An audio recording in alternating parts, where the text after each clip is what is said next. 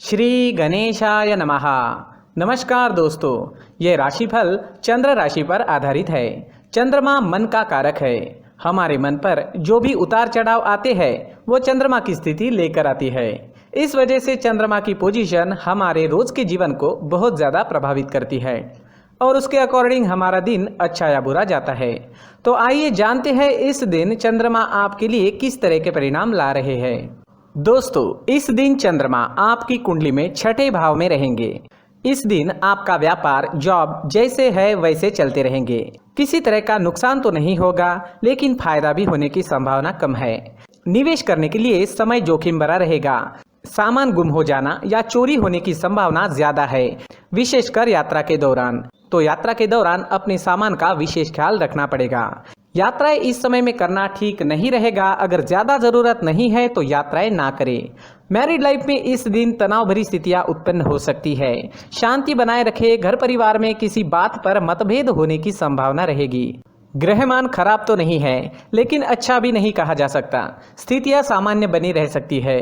अगर आप विदेश में व्यापार या जॉब करते हैं तो आपके लिए समय काफी अच्छा रहेगा। विदेश से धन कमाने के लिए भी समय अच्छा रहेगा।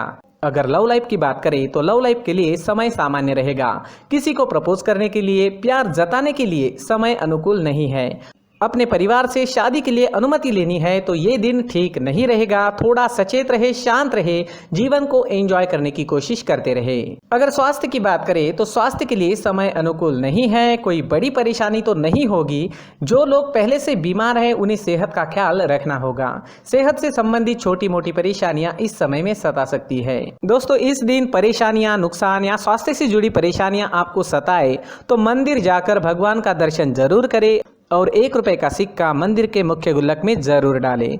आपके अच्छे के लिए भगवान से प्रार्थना करना ना भूलें। और इस दिन चंदन या केसर का तिलक अपने माथे पर जरूर लगाएं। हमारा स्वास्थ्य काफी हद तक हमारी आदतों पर निर्भर होता है। अगर आप एक्सरसाइज, योगा करते हैं, सुबह टहलने जाते हैं, अपने स्वास्थ्य के अनुरूप डाइट प्लान बनाकर उसे अच्छे से निभाते हैं तो सेहत से जुड़ी परेशानियां आने की संभावनाएं काफी कम हो जाती है और इम्यूनिटी बढ़ने से मौसमी बीमारियों का खतरा भी नहीं सताता। तो दोस्तों, खुद को स्वस्थ रखने की कोशिश जरूर करें। इस दिन हरे रंग का इस्तेमाल करना आपके लिए अच्छा रहेगा और 5 अंक इस दिन आपके लिए लकी साबित हो सकता है। दोस्तों, ये राशिफल चंद्र राशि पर आधारित है। कभी कभी हमारी पर्सनल कुंडली में बाकी ग्रहों की पोजीशन कुछ इस तरह की होती है कि आपके राशिफल परिणाम में बदलाव दिख सकता है। इसलिए राशिफल को एक मार्गदर्शन के तौर पर लिया जाए तो ज्यादा अच्छा रहेगा। दोस्तों, सभी राशि के लोगों के लिए जीवन में आगे बढ़ने के लिए कुछ जरूरी बातें वीडियो में आगे बताई गई है, तो वीडियो आगे जरूर देखें। नमस्कार दोस्तों, व्यक्ति को अपने जीवन में सफल होने के लिए मेहनत के साथ साथ भाग्य का साथ होना भी बहुत ही आवश्यक होता है। अगर व्यक्ति का भाग्य उसका साथ देता है तो कम मेहनत में ही अधिक सफलता प्राप्त होती है। परंतु कई बार ऐसा देखा गया है कि व्यक्ति के जीवन में कई ऐसी घटनाएं घटित होती है जिसकी वजह से उसको बहुत सारी परेशानियों का सामना करना पड़ता है और इस स्थिति में व्यक्ति को बिल्कुल भी समझ नहीं आता कि ऐसा क्यों हो रहा है। दरअसल आपके घर में ही कुछ ऐसी चीजें होती है जो हमारे भाग्य को प्रभावित करती है, हमारे जीवन को प्रभावित करती है और उन चीज़ों के आसपास होते हुए भी हमें वो चीज़ें नज़र नहीं आती। वह चीज़ें हमारे चारों तरफ एक अजीब सा घेरा बनाकर रखती है, परंतु हम उसको नहीं देख पाते। इन चीज़ों से हमारे घर में और हमारे जीवन में नकारात्मकता फैलती है, जिसकी वजह से हमें नुकसान उठाना पड़ता है, जिसकी वजह से हमें भारी नुकसान उठाना पड़ता है। हम पूरी तरह से कंगाल हो सकते हैं। हम सोचते हैं हमारे जीवन में हमारी ग्रोथ नहीं हो रही है, लेकिन हम इन चीज़ों पर ध्यान नहीं देते। तो दोस्तों, इन चीज़ों पर ध्यान देना ज़रूरी है और वो चीज़ें अब मैं आपको बताने जा रहा हूँ। अगर आप कहीं बाहर से आते हैं और अपने जूते चप्पल इधर उधर कहीं भी उतार देते हैं तो ये अशुभ होता है, क्योंकि इधर उधर जूते चप्पल उतारने की आदत की वजह से आपको अपने जीवन में आगे बढ़ने में रुकावटें उत्पन्न होती है। इससे उन्नति में बाधा आती है।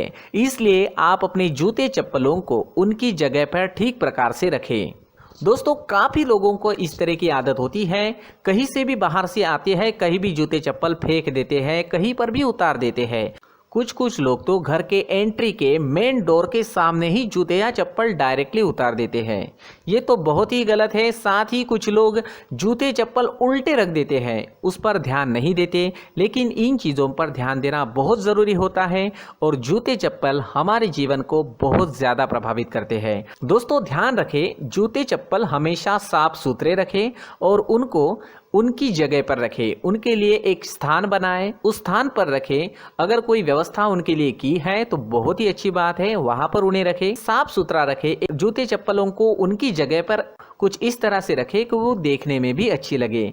अगर वो चीज़ें देखने में अच्छी लग रही है तो फिर उनसे नेगेटिव एनर्जी उत्पन्न होने की संभावना बिल्कुल भी नहीं रहेगी। तो दोस्तों इस बात का ध्यान ज़रूर रखें। साथ ही दोस्तों एक और बात है जिस पर आपको ध्यान देना बहुत ज़रूरी होता है। हमारे घर के छत के ऊपर जिन चीज़ों का हमें काम नहीं होता है उन्हें हम घर के छत के ऊपर रख देते हैं। ऐसा करते करते देखेंगे तो घर के छत के ऊपर कबाड़ जमा दिखता है। जी हाँ, जो चीज़ें हमें लगता है आगे जाके हमारे काम में आ सकती है वो हम घर के ऊपर रख देते हैं, लेकिन वो चीज़ें तो काम में नहीं आती। हमारे जीवन पर वो चीज़ें बहुत ही गहरा नेगेटिव इफेक्ट डालती है। इसलिए हमारे घर के ऊपर का जो भी एरिया है वो पूरी तरह से साफ सुथरा रखें। जी हाँ, साफ सुथरा रखना है और एक भी बिना काम की चीज़ हमारे घर के ऊपर नहीं रखनी है। दोस्तों नहीं तो हम जीवन में मेहनत करते ही रहेंगे और हम जितना पा सकते हैं उतना नहीं पा सकेंगे, क्योंकि ये चीज़ें हमें कहीं ना कहीं हमारे जीवन में पीछे रखेगी। इस वजह से घर के छत को पूरी तरह से साफ रखें, पूरी तरह से साफ सुथरा रखें, क्लीन रखें।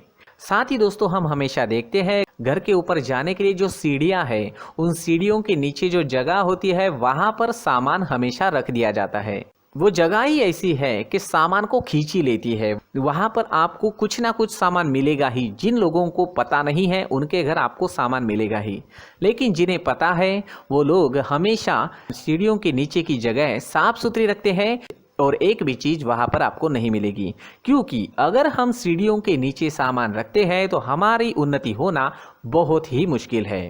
जी हाँ, सीढ़ियों के नीचे कूड़ा कचरा कबाड़ अगर हम जमा करके रखते हैं, कोई भी सामान रख देते हैं, तो उस वजह से माँ लक्ष्मी हम पर प्रसन्न नहीं होती। माँ लक्ष्मी हमारे घर में आने की संभावना बहुत ज़्यादा कम हो जाती है। तो दोस्तों इन चीज़ों पर ध्यान रखें। हमारे घर की जो सीढ़ियाँ होती है उनके नीचे की जगह हमेशा साफ सुथरी रखें, क्लीन रखें।